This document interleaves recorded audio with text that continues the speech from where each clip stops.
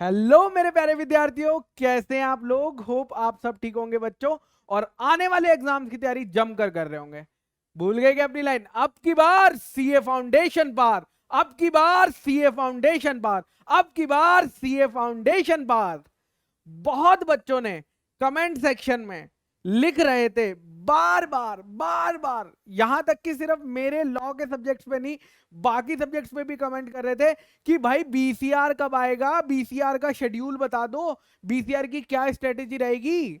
Law तो खत्म हो गया, लॉ की तो कोई दिक्कत नहीं है, लेकिन बीसीआर का कैसे करें। हमने तो अभी तक टच भी नहीं करा है बीसीआर।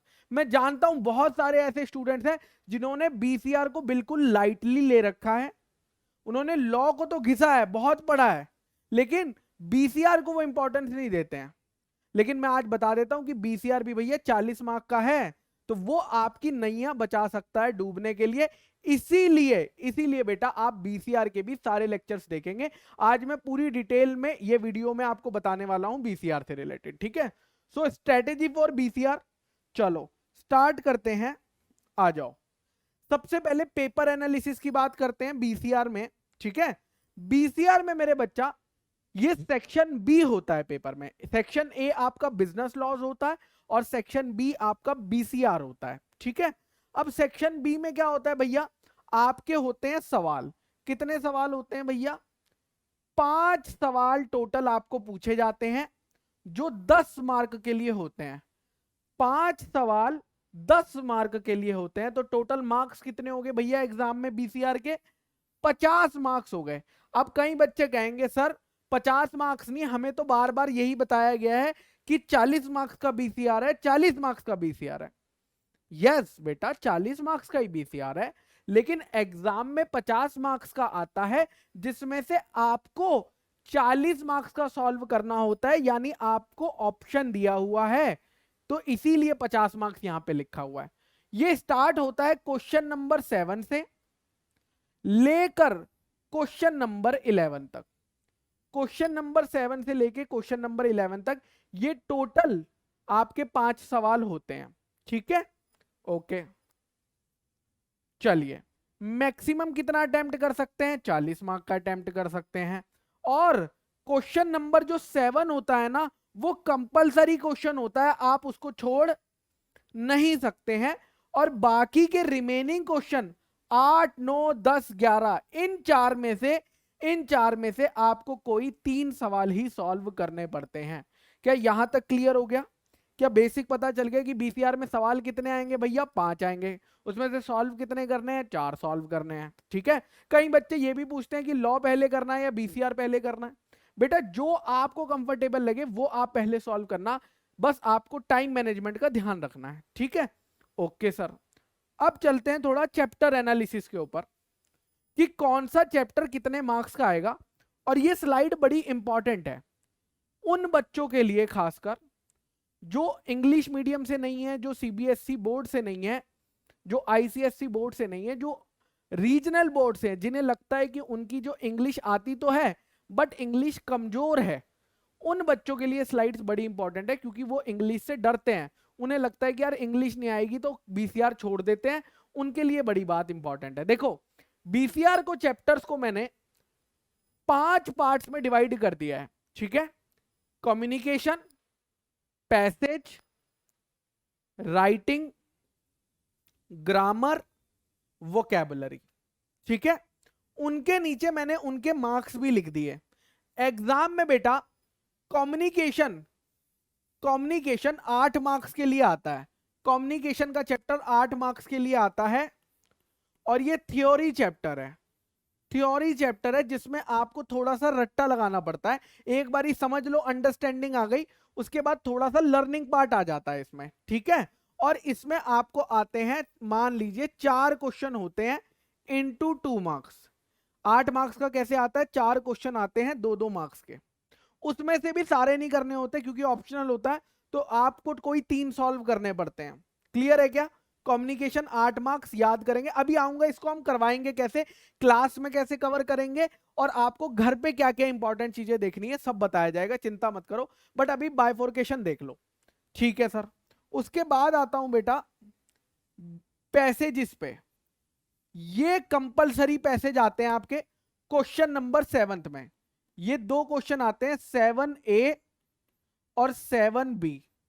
7A में आपको एक पैसेज दिया जाता है, 7A में आपको एक पैसेज दिया जाता है जो कि 5 मार्क का होता है, जिसमें कि आपको पैसेज पढ़ के कुछ क्वेश्चन दिए जाते हैं, उनका आंसर करना है।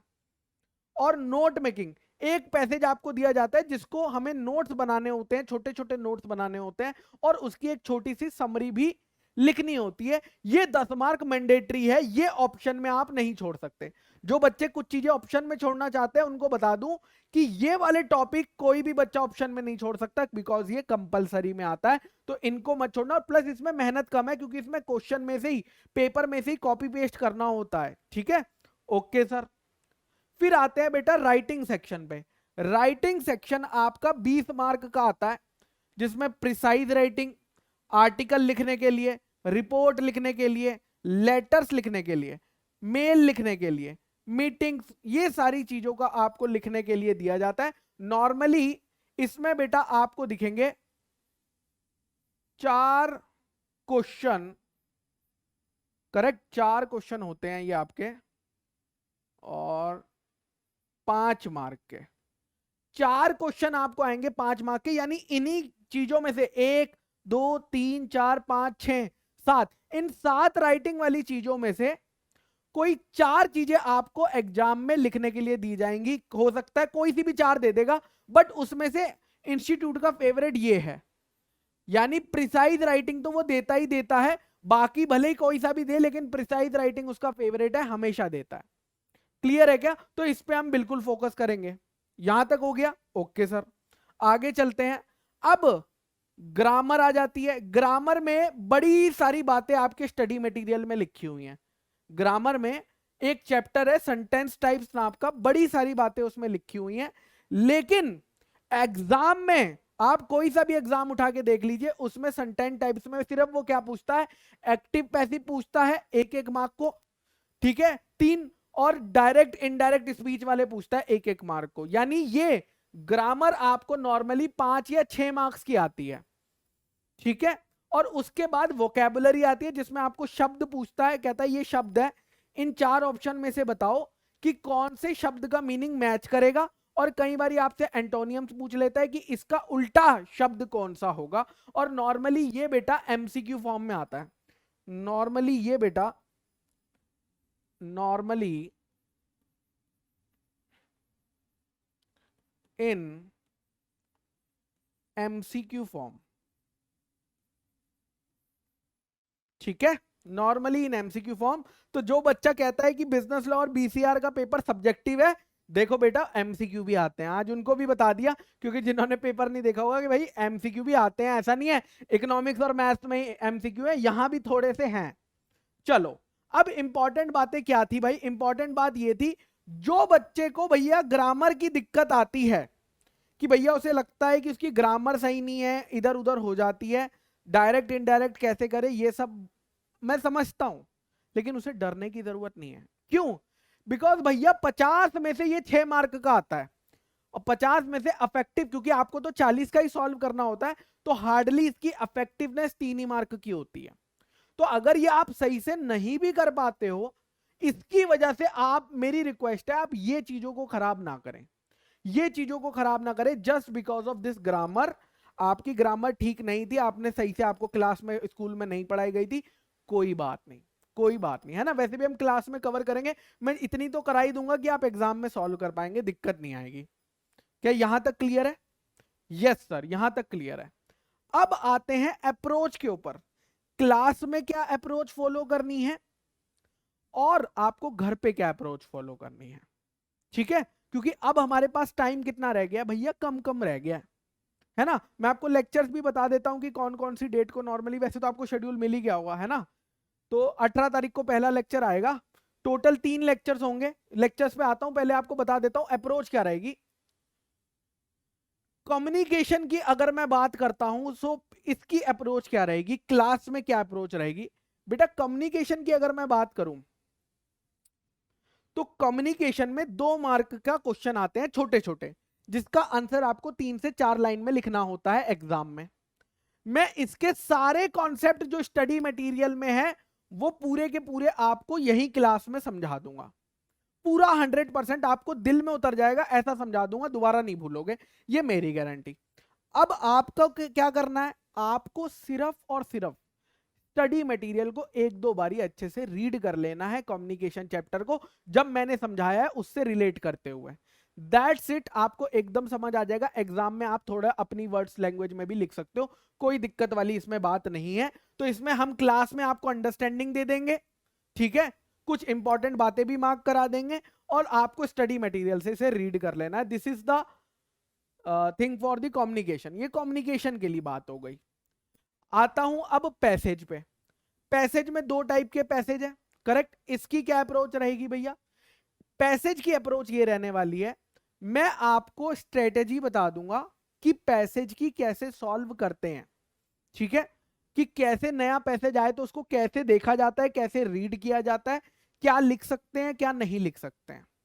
और तो और यहां तक नहीं रुकूंगा, लास्ट ईयर में जो भी लास्ट अटेम्प्ट में जितने भी क्वेश्चन आए थे इससे रिलेटेड, वो आपको क्लास में ही सॉल्व करके दिखाऊंगा कि अगर भैया ये ऐसे आता तो क्या लिखते, अगर याद नहीं आ रहा है तो कैसे लिखते, है ना, अगर समझ नहीं आ रहा है कोई शब्द, क्योंकि बहुत ज्यादा बच्चे को दिक्कत होती है पैसेज पढ़ते हुए कि उसे कोई वर्ड नया सा दिख जाता है, अटपटा सा, जो उसने पहले कभी नहीं देखा होता है, तो वो उससे डर जाता है। मैं बताऊंगा आपको, अगर डरना नहीं है, किस तरह से अगर कोई वर्ड नहीं भी समझ आ रहा है उसके बिना भी ये पूरा का पूरा आप क्लास में, मतलब एग्जाम में सॉल्व करोगे। क्लास में तो मैं ही कर रहा हूं, ठीक है। नोट मेकिंग और समरी में भी मैं आपको फॉर्मेट बता दूंगा कि किस तरह से बनाना है, और इसके भी 2-3 आपको पेपर के एग्जाम लेवल के क्वेश्चन सॉल्व करके दिखा दूंगा। यहां तक हो गया, ठीक है सर। राइटिंग की बात करता हूं तो writing is mainly about the formats. अगर मैं राइटिंग की बात करूं तो ये बहुत ज्यादा फॉर्मेट के इर्द गिर्द घूमता है। मैं आपको एक दो लिख के भी दिखा दूंगा और फॉर्मेट्स भी दे दूंगा अपने नोट्स में, उन फॉर्मेट्स को आप प्रैक्टिस कर लेना, ठीक है। फॉर्मेट्स को आप प्रैक्टिस कर लेना, एग्जाम में जाना थोड़ा बहुत इधर उधर नहीं करना है। फॉर्मेट को हम एग्जैक्ट ही बनाना सीखेंगे, उसमें हेरा फेरी हम लोग नहीं करेंगे, ठीक है। फॉर्मेट्स अगर आपको आगे 2-3 लाइन का आपको कंटेंट तो बनाना आ ही जाएगा, तो ये भी हमारा हो गया। फिर आते हैं भैया वोकैबुलरी और ग्रामर पे, ठीक है। वोकैबुलरी आती है एमसीक्यू फॉर्म में, तो एज सच इसमें जो क्लास में जो इंपॉर्टेंट होगी वो बता दी जाएगी, क्योंकि वोकैबुलरी ना थोड़ी वास्ट होती है, उसमें वो कोई भी सवाल पूछ सकता है। मैंने देखा है कि स्टडी मटेरियल से भी नहीं पूछ रहा है, बाहर से ही कोई शब्द बनाता है, उठाता है और दे देता है भैया वोकैबुलरी में, है ना।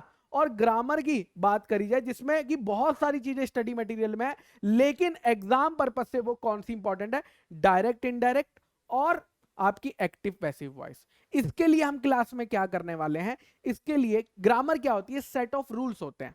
जैसे क्रिकेट में रूल्स होते हैं ना, वैसे इंग्लिश में ग्रामर में रूल्स होते हैं। वो रूल्स मैं आपको लिखवा दूंगा, और अगर आपको वो रूल आ गए, है ना, अगर आपको वो रूल एकदम समझ आ गए, तो कोई भी आए, फिर डायरेक्ट इनडायरेक्ट आए चाहे एक्टिव पैसिव आए, उस रूल को आप अप्लाई करेंगे और आपका आंसर झट से एकदम निकल के आ जाएगा। क्या ये पॉइंट क्लियर हो गया? Yes sir. सर कितने लेक्चर होने वाले हैं बीसीआर के वन शॉट? बेटा टोटल 3 लेक्चर्स होंगे सर।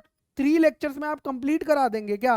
अरे बेटा तुमने कहा नहीं था क्या हमने लॉ भी हम 5-6 लेक्चर में ही कंप्लीट करा देंगे? करा दिया या नहीं कराया? बताओ, आप बताओ, कंप्लीट करा दिया या नहीं कराया? सर करा तो दिया, लेकिन डिटेल लेक्चर होंगे, जैसे कि लॉ के डिटेल्ड लेक्चर थे वैसे ही बीसीआर के भी डिटेल्ड ही लेक्चर होंगे। कहीं पे भी कॉम्प्रोमाइज क्वालिटी के साथ नहीं किया जाएगा, टाइम बचाने के लिए। बिल्कुल जो एग्जाम लेवल की प्रिपरेशन आपको चाहिए होगी उसी टाइप से कराई जाएगी, ठीक है सर। लेक्चर 1 जो आपका आएगा, लेक्चर 1, ये दोनों बेटा आपके लेक्चर 1 में कवर कराऊंगा। लेक्चर 1 बीसीआर का जो पहला लेक्चर आएगा मेरे बच्चा, वो ये कवर कराऊंगा, ठीक है। सारा राइटिंग पार्ट लेक्चर नंबर 2 में कवर कराया जाएगा। सारे फॉर्मेट्स, सारी प्रैक्टिस, डीपीपीस भी आपको दी जाएंगी। आपको तो पता ही है हर चीज की डीपीपी भी दी जाएगी, ताकि आपको वो सॉल्व करनी है। और जहां पे मैं डीपीपी देता हूं, मैं ये एज्यूम करता हूं कि मेरा बच्चा अगर ये देख रहा है तो उसे सॉल्व कर रहा है, उसे बार बार मुझे कहने की जरूरत नहीं पड़ रही है, ठीक है। और लास्ट मेरे बच्चा एक आएगा लेक्चर नंबर 3 जो आपका ग्रामर और वोकैबुलरी को कवर करते हुए होगा। ठीक है, तो ऐसे करके हम पूरा सिलेबस कवर करेंगे। अब आपकी अप्रोच मैंने बता दी है। लेक्चर 1 18 तारीख को आ रहा है। लेक्चर 1 कब आ रहा है भैया? 18 नवंबर को आ रहा है, जिसमें ये दोनों टॉपिक कवर है। ठीक है, मेरी बच्चों से क्या रिक्वेस्ट रहेगी समझना, 18 तारीख को जब ये लेक्चर आएगा, कम्युनिकेशन आपका ताजा ताजा हुआ होगा। ठीक है, और अगले लेक्चर आने में, सेकंड लेक्चर आने में थोड़ा टाइम है। 18 तारीख से लेक्चर 2 आने में अराउंड 5 या 6 डेज होंगे। उन 5-6 दिनों में एक तो कम्युनिकेशन स्टडी मटेरियल से एक दो बारी रीड कर लेना। ठीक है, क्योंकि ये बाद में आपको एंड में ही दोबारा पढ़ना है, तभी याद रख पाओगे, बट एटलीस्ट एक दो बारी रीड कर लेना study material, strictly from the study material only. ठीक है, ओके सर। दूसरा, कुछ प्रैक्टिस के लिए पैसेजेस दिए जाएंगे डीपीपी के अंदर, कुछ प्रैक्टिस के लिए, सेल्फ प्रैक्टिस के लिए, क्योंकि मैं तो यहां सिखा दूंगा, लेकिन ये पैसेज आपका कॉन्फिडेंस तब तक नहीं बढ़ा पाएंगे जब तक आप खुद से इन्हें सॉल्व नहीं करोगे। खुद से इन्हें सॉल्व नहीं करोगे तो डीपीपी में जो आपको दिए जाएंगे वो आप सॉल्व कर लेना।